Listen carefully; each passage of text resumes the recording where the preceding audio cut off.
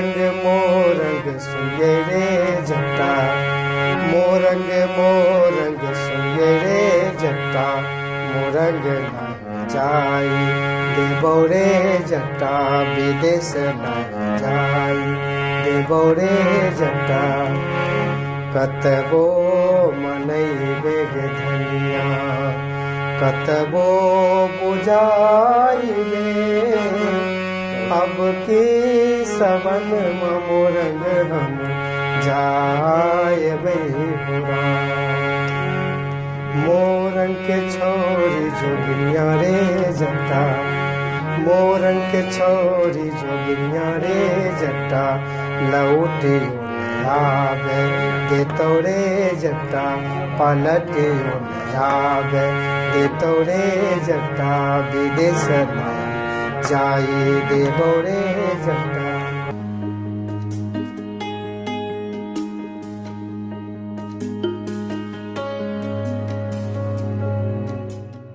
नमस्कार, मैं राणा कुमार सिंह केवी स्टूडियो के खास कार्यक्रम कहता बेगूसराय बढ़ता बेगूसराय के इस एपिसोड में आप तमाम दर्शकों को मिलवाने जा रहे हैं कि ऐसे शख्स से जो इप्टा और संगीत के क्षेत्र में बेगूसराय के एक ख्याति प्राप्त नाम है।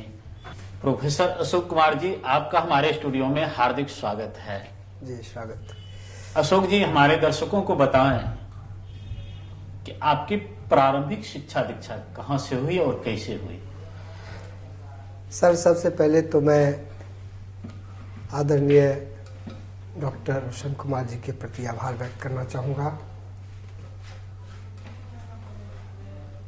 और ख़ास तौर पे उनके तमाम टीम जो काम कर रहे हैं स्टूडियो में, मैं उन तमाम लोगों के प्रति धन्यवाद आभार व्यक्त करना चाहूँगा जो ज़िले के उन तमाम, चाहे देहात की हो चाहे शहरी हो, तमाम लोगों को, चाहे सामाजिक कार्यकर्ता हो या फिर सांस्कृतिक कार्यकर्ता हो या संगीतज्ञ हो, आपने स्टूडियो में बुलाकर उसे एक सम्मान के साथ उनकी आवाज़ जनमानस तक पहुंचाने का काम कर रहे हैं। मैं बहुत बहुत धन्यवाद देना चाहूँगा डॉक्टर साहब के प्रति। खास तौर पर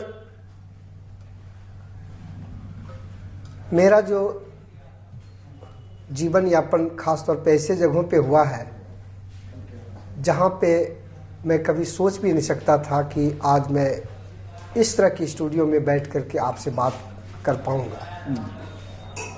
मेरा घर पड़ता है जोकिया,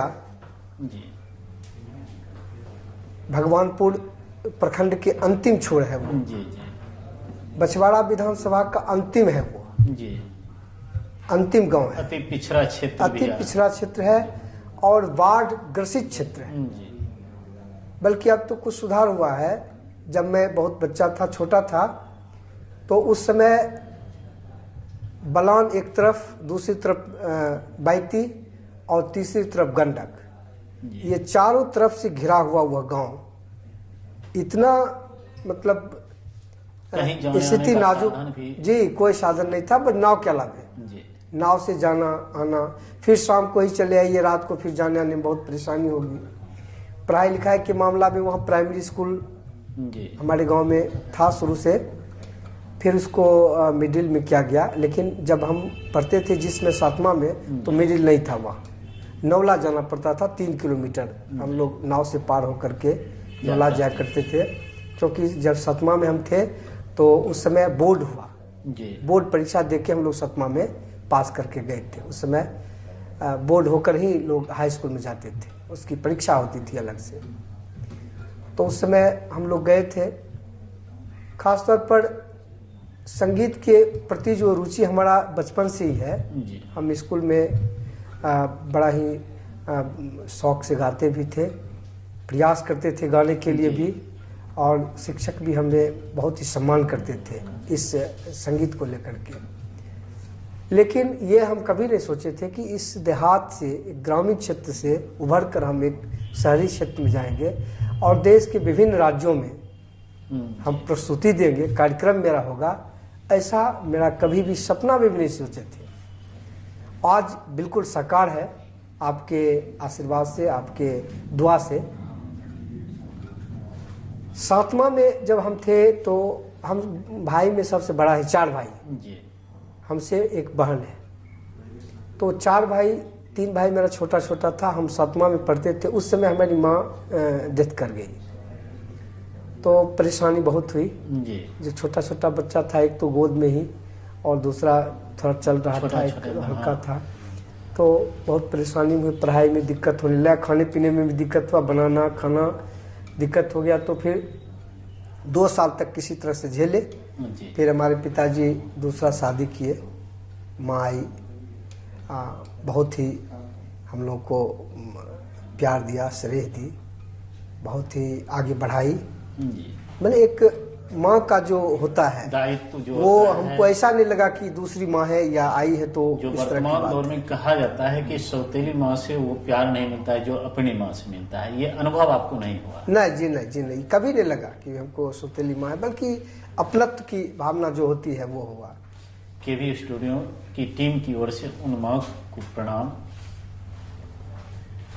और 83 में हम मैट्रिक एग्ज़ाम दिए, मैट्रिक के 83 में, और 83 में ही मेरी शादी हो गई। उसी साल। हाँ, मैट्रिक के एग्ज़ाम दे के आए, यहाँ पूरा तैयारी था, शादी हो गई। और किसी तरह से हम मंझौल हाई स्कूल रामचरित्र सिंह महाविद्यालय से इंटर किए, फिर बेगूसराय से हमने BA की जी। और हिंदी ऑनर्स किए। और मैट्रिक करने के बाद हम चले आए बीहट। जी। बीहट हमारी बहन की ससुराल है, हम बीहट आए और वहाँ रहने लगे। वहीं से हम इंटर और BA किए, और वहाँ हमको संगीत के प्रति जो जागरूक था वो जी। देखते थे चारों तरफ। राम मंदिर में पूरा संगीत, इप्टा में संगीत, फिर उधर गणेश दरबार में संगीत, मैंने रात दिन संगीत ही था। जी। और हम प्रत्येक दिन देखने जाते थे। आपको आश्चर्य होगा कि गांव में हम जब थे तो नौला में जी। ये जो रामलीला होता है, ये और जन्माष्टमी जो होती है, कृष्ण जन्मोत्सव होता है, उसमें सावन के महीने में झूला होता है, जी। तो नौला में बहुत ज़्यादा होता था। तो ये मान के चले इतना भूत सवार था हमारे ऊपर संगीत का कि हम मैंने हेल करके, पानी में तैर करके नौला जाते थे, और पूरी रात देख करके उधर से 4 बजे सवेरे, 3 बजे सवेरे फिर तैर करके घर आते थे। ये था दिनचर्या मेरा, तैर करके पूरा भरी बनाऊं मैं तैर करके बैती पार करके नौला जाना, नौला से आना। ये लगातार 15 दिनों तक हम लोग करते थे। ये हम अति था। संगीत के प्रति आपका इतना अधिक समर्पण जी, मैंने इतना जिज्ञासा अंदर था कि मैंने अगर हम हो जाते, अगर उस तरह जैसा गा रहा है लोग, अगर उस तरह हो जाते तो क्या मजा आता, क्या आनंद मिलती। हमारे गांव में रामलीला आया, उसमें हम हल्का फुल्का ढोलक वोलक बजाते थे। मुख्य रूप से हम वादक ही हैं, गायक में वादक हम हैं, तबला ही बजाते हैं, ढोलक ही बजाते हैं। तो वहाँ हमको ले गया पकड़ करके से, बच्चा है थोड़ा सा बजाएगा, बजाने दीजिए। तो हमको बहुत आनंद लगा कि बजाने दिया तन देर। बस ऐसा रम गए कि उसके साथ भाग के चले गए दूसरे गांव रामदिरी, और रामदिरी में हम 1 महीना तक रह गए रामलीला के साथ।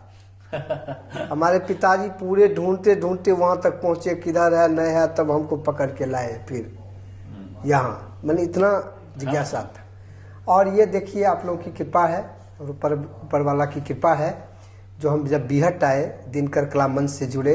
दिनकर कला मंच में उसमें अच्छे कलाकार थे, उसमें नए युवा वर्ग थे। आपको आज़ाद चंचल जी गाते थे, उसमें युवा थे। और शुरुआती दौर में चला था लड़का लड़की की आवाज़ में, उस समय बहुत चलाचल था। लड़की की आवाज़ में कोई गा रहा है लड़का, तो उसका बहुत मान सम्मान था। तो उससे चंचल जी एक और है, गणेश गौरव जी है, NSD पास है, वो सारे लोग थे। प्रोफेसर साहित्य के बहुत अच्छे प्रोफेसर हमारे चंद्रेश जी हुए। चंद्रेश जी से गीत लिखते भी थे। अब अवध शुक्ला जी हैं, बहुत अच्छे वादक हैं, अभी क्षेत्र के बहुत नामी वादक हैं, राम दरबार के बहुत अच्छे वादक भी रहे। इन लोगों का जब सानिध्य मिला तो सीखने का हमको मिला। तो उनके साथ हम रहते रहते 89 के आसपास, 89-90 के आसपास इप्टा का एक वर्कशॉप लगा था ये रानी में जी। तो हमारे घर के लोग रहते थे, राम प्रकाश पासवान हमारे जीजा जी के भाई हैं, उन्होंने लेके गया था कि चलिए आपको इप्टा ज्वाइन करा देते हैं, आपको इतना ही इच्छा है तो हम वहाँ गए, वर्कशॉप में रहे 15 दिन और बहुत चीज़ सीखने को मिला। राजेश जी उस समय नए नए थे, ये वीरेंद्र जी भी नए नए थे, युवक ही थे उस समय।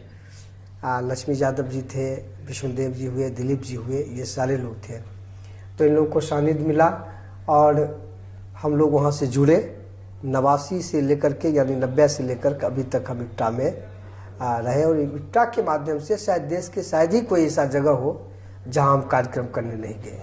बहुत बड़ा मंच, पूरे देश का भ्रमण आपने कर जी जी, हिंदी भाषा भाषी क्षेत्र तो ये इप्टा के माध्यम से गए।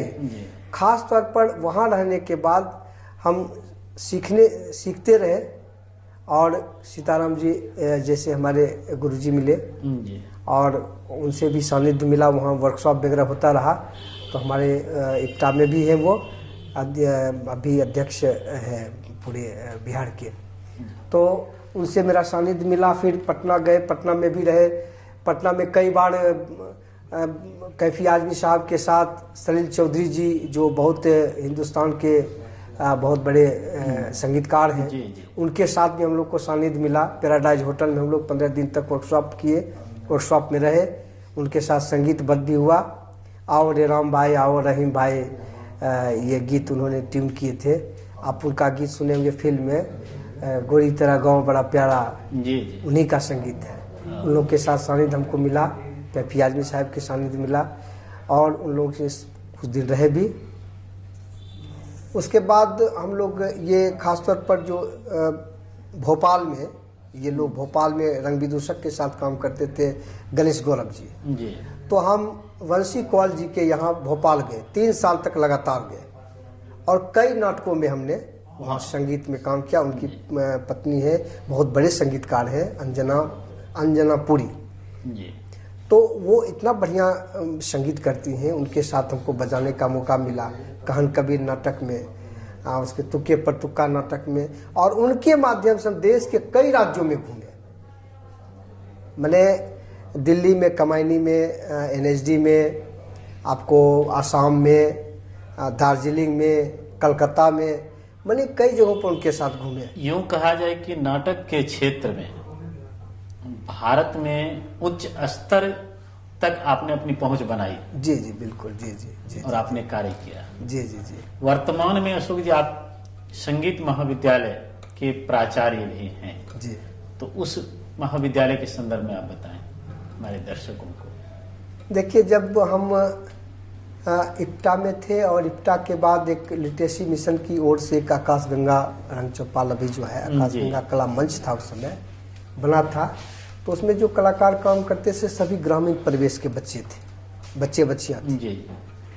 तो यही होता था कि ये गाने बजाने से क्या मिलेगा आपको, ये आप ढोलक बजाइएगा, नाचिएगा, गाइएगा, नाटक करने से क्या मिलेगा। तो हम लोग कुछ ऐसा था अनुभव कि कहीं न कहीं कलाकार को कभी न कभी जीविका मिलेगी जी। क्योंकि उस समय तो मान लीजिए कहीं 50 को दे दिया, कोई 100 रुपया दे दिया, यही काफी, वही काफी जी। वो तो कहीं था ही नहीं, कलाकार कितना तो था नहीं, मान सम्मान भी नहीं था।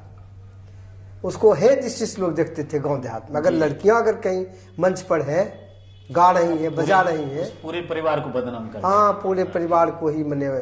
तो उसको हम जो है सो एक सुदामा जी के यहाँ, हमारे गुरुजी आचार्य सुदामा गोस्वामी जी हैं, उनके यहाँ और कई जगहों पे हमने बच्चों को फॉर्म बनाना शुरू कर दिया संगीत का, जिसमें उसमें 30 रुपया लगता था, 25 को लगता था, 40 को लगता था, यही लगता था फॉर्म पे।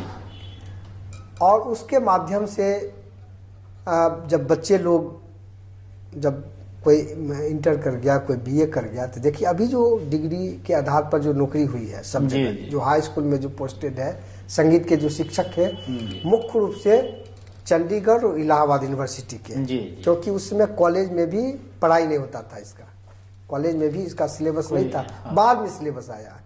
यूनिवर्सिटी में नहीं था इसका थी। वर्तमान में भी अभी संगीत के शिक्षक सभी कॉलेज में नहीं मिलते हैं। नहीं मिल रहे हैं।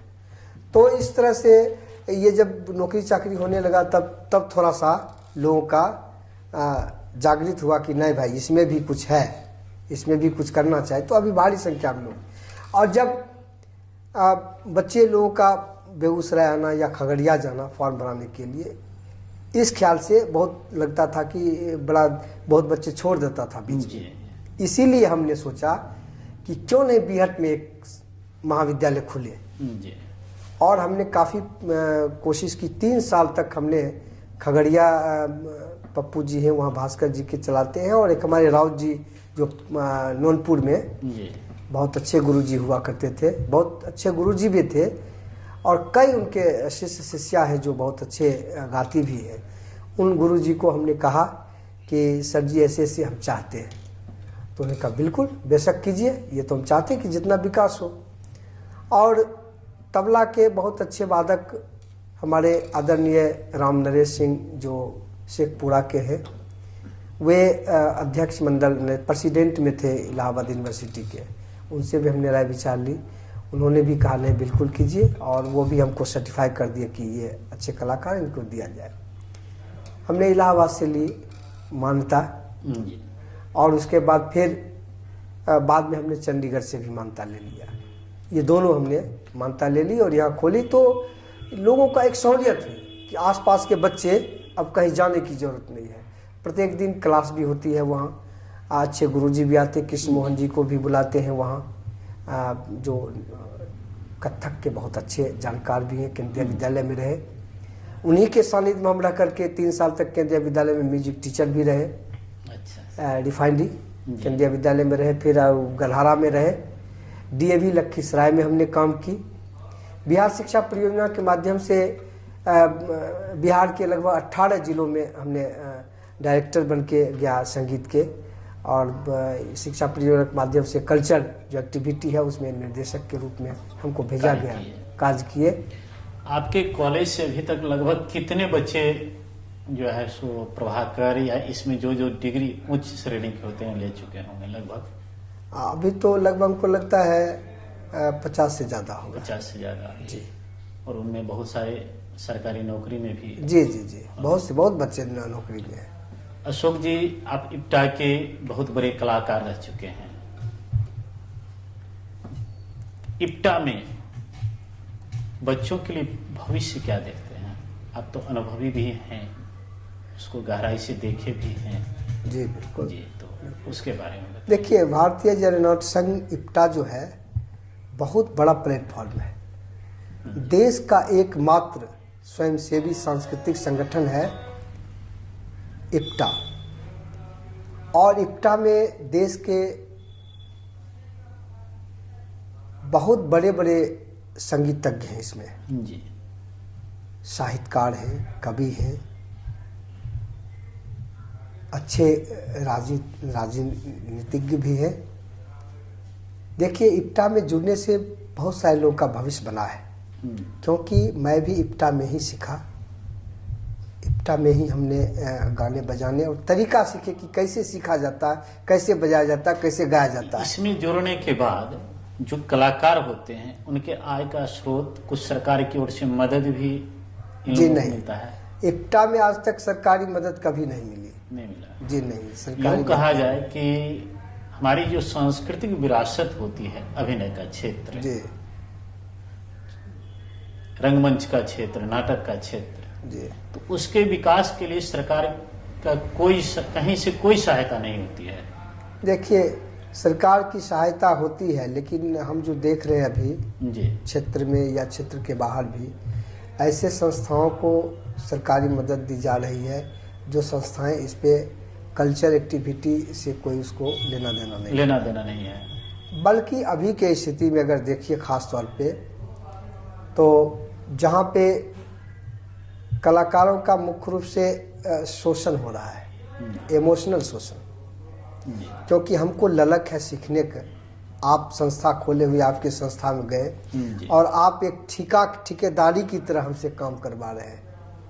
एक संस्था का जो होना चाहिए, यूं कहा कि बंधुआ मजदूर की बस तो उसको विकास करने की बात किसी टीचर को बुला करके, अच्छे गुरु को बुला करके सिखवाना, उसको प्रैक्टिस करवाना या आगे बढ़ाने के लिए फॉर्म भरवाना या और अन्य चीज़ों, ये करने की जरूरत। आप आए, आप गाना जानते हैं, नाटक जानते हैं, आप मेरे संस्था में काम कीजिए, फिर चले जाइए, आप अपना काम से मतलब कि ये है संस्था में। ऐसी संस्था को सरकार ज़्यादातर, हम सबको नहीं कर रहे, सबको नहीं कर रहे, कुछ है जो बहुत अच्छा काम कर रहे हैं संस्था, ऐसी बात नहीं है, ढेर सारी संस्थाएं जो अच्छे काम भी करते हैं, लेकिन हम ज़्यादा संस्था देख रहे हैं कि इसी तरह के हैं जिनको न ऑफिस है, न कलाकार है, न उनके गुरुजी हैं, लेकिन वो आगे बढ़ रहे हैं, आगे माने कर रहे हैं। बेगूसराय दिनकर कला भवन हमारे बेगूसराय के लिए गौरव है जी, बिल्कुल। और उसमें जब भी कोई सांस्कृतिक कार्यक्रम हो, उस सांस्कृतिक कार्यक्रम में प्रोफेसर अशोक कुमार पासवान जी नहीं हो, ये संभव नहीं होता है। कम से कम 2 अक्टूबर, 15 अगस्त और 26 जनवरी, ये 3 दिनों का जो कार्यक्रम होता है वो आपके इर्द गिर्द घूमते रहता है। कई स्कूल के बच्चे पार्टिसिपेट करते हैं और आपके सहयोग से भी कई स्कूल के बच्चे पार्टिसिपेट करते हैं। तो यहाँ का कार्यक्रम आप उस सब को कैसे मैनेज कर लेते हैं? देखिए, छोटे छोटे बच्चे जो हैं जी, आज जिनको संगीत से ज़्यादा लगाव भी है और उत्साहवर्धन भी किया जाता है उससे, तो एक अच्छा प्लेटफॉर्म है दिनकर जो कला भवन है, एक अच्छा प्लेटफॉर्म है जिला स्तर पर। और स्कूल के जो बच्चे हैं, स्कूली बच्चे जो हैं, जब अपना परफॉर्मेंस वहाँ देते हैं तो बहुत खुश होते हैं। उस तरह के कार्यक्रम जो दिनकर भवन में आयोजित होते हैं, तो आप तो उसके एक तरह से कहिए कि रीड होते हैं कार्यक्रम में, जैसा मैंने देखा है कई बार। उसमें उस कार्यक्रम को करवाने में आपके साथ साथ और किन किन लोगों का योगदान होता है? देखिए, इसमें खास तौर पे दिनकर कला भवन में जो कार्यक्रम होते हैं उसमें तो अभी जो देख रहे हैं कुछ दिनों से बहुत अच्छे ढंग से चला रहे, कर रहे हैं। ज़्यादातर ध्यान जो कलाकारों के प्रति है वो हमारे प्रभात तारा के हरिशंकर जी हैं। हरिशंकर जी बहुत ही एक्टिव है इस मैटर पे। उसके बाद आपको सुदामा जी हैं, सुदामा गोस्वामी जी, अच्छा सुदामा गोस्वामी जी हैं। अंजनी जी रहते हैं, बराबर एक्टिव रहते हैं वहाँ। अभी हमारे गुरुदेव हैं आदरणीय ये सजदानी पाठक जी, बहुत अच्छे एक उद्घोषक है, विद्वान भी है। और हम लोग के बहुत ही आदर्श है, खास तौर पे बेगूसराय के लिए आदर्श, बेगूसराय युवाओं के आदर्श, हाँ, बहुत के रूप में वो बहुत अच्छे हैं।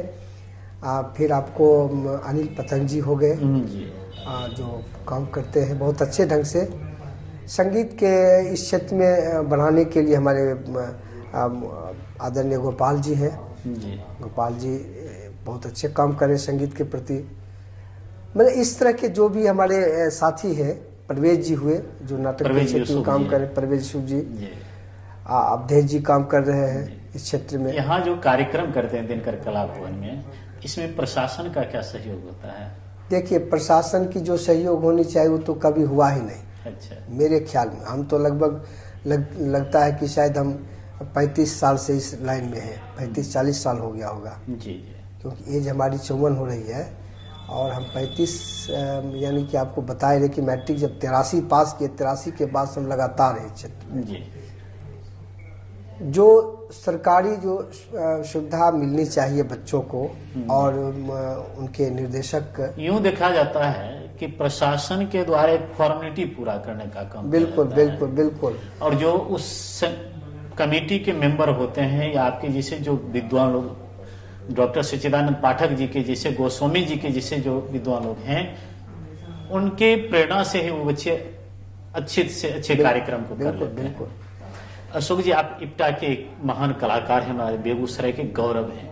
हमारे दर्शक के लिए, जितने दर्शक समुदाय हमारे केवी स्टूडियो के स्टार्स ऑफ यूट्यूब चैनल से जुड़े हुए हैं, उनके लिए कोई एक गीत सुनाए। हम तो खास तौर पे शुरू से ही लोक संगीत के प्रति रहे हैं जी बिल्कुल। और हमारा मुख्य जो है उद्देश्य है लोक संगीत को बढ़ाना। जी ग्रामीण संगीत, लोक संगीत, इसको हम कोशिश करते हैं बच्चों को भी सिखाने का और बच्चों को बस भी छोटे छोटे एक एक मुखड़ा में 3-4 गीत को सुना दें। बहुत दिनों से आप लोग सुनते होंगे, जय जटिन हमारे क्षेत्र का जी, बहुत जी। ही नामी ग्रामी लोगों ने भी इसको अति किए हैं जी और हम लोग लगभग हमको लगता है कि 50 सैकड़ों प्रस्तुति हम लोग किए हैं जी। इसकी, और इसमें बहुत चीज छूटा हुआ है। अच्छा। हमारे क्षेत्र में अभी भी होता है, जी। जय जटिन का अभी भी होता है। रात रात भर महिलाएं वहाँ यही गाती बरसात हैं के मौसम में। बरसात के मौसम में, ये आश्विन के समय में।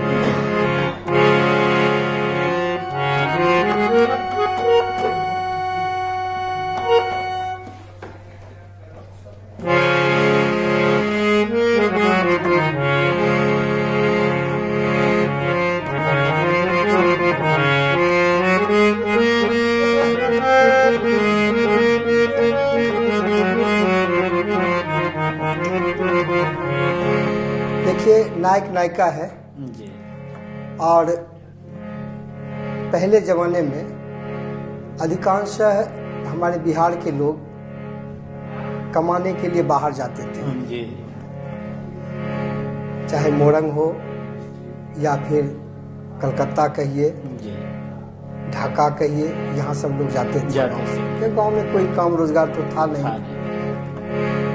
इसी दरमियान में जट अपने जटिन से कह रहा है कि अब तो शादी हो गई, बच्चे हो गए, अब कमाएंगे न तो खाएंगे क्या, इसलिए सोच रहे हैं कि हम बाहर चले जाएं, विदेश चले जाएं, मोरंग चले जाएं कमाने के लिए, ताकि कुछ जीवन यापन हो। कते दिन से सुनै छलिए, कते दिन से सुनै छलिए, मोरंग नगरिया, अब की समैया मोरंग हम जाएबै हो राम, अब की समैया विदेश हम जाएबै हो राम। अब जटिन जवाब देती है, मोरंग मोरंग सुनिए रे जट्टा, मोरंग मोरंग सुनिए रे जट्टा, मोरंग नहीं जाई देबौ रे जट्टा, विदेश नहीं जाई देबौ रे जट्टा, कतबो मनैबे गे धनिया, कतबो बुझाइबे, अब की सबन मोरंग हम जाएबै हो राम। मोरंग के छोरी जोगिनिया रे जट्टा, मोरंग के छोरी जोगिनिया रे जट्टा, लौटियो आवे देतौ रे जट्टा, पलटियो आवे देतौ रे जट्टा, विदेश में जाई देबौ रे जट्टा, तोहरा लैबौ जटनी मोरंग के टिकवा, वही रे पहिराए तोरा हम देखबै हो राम, वही रे झमकाए तोरा हम देखबै हो राम। तो इस तरह से उसको फुसलाने का प्रयास करता विचार है। को रखती है। जी। कोई एक और लोकगीत हमारे दर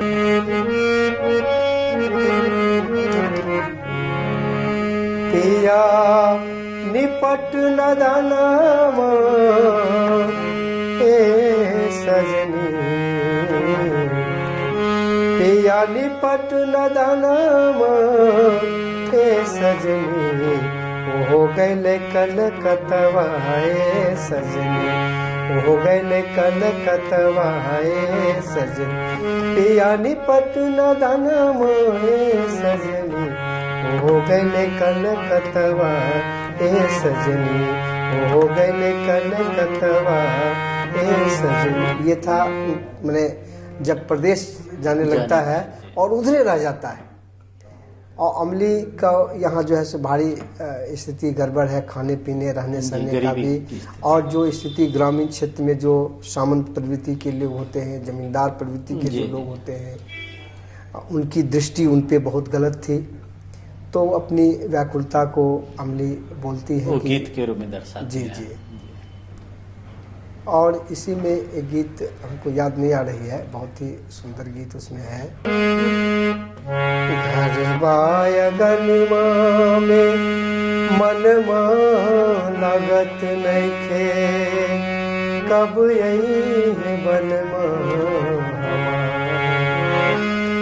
या घर रहता जे जे कहता, करती रे सुलहो सिया।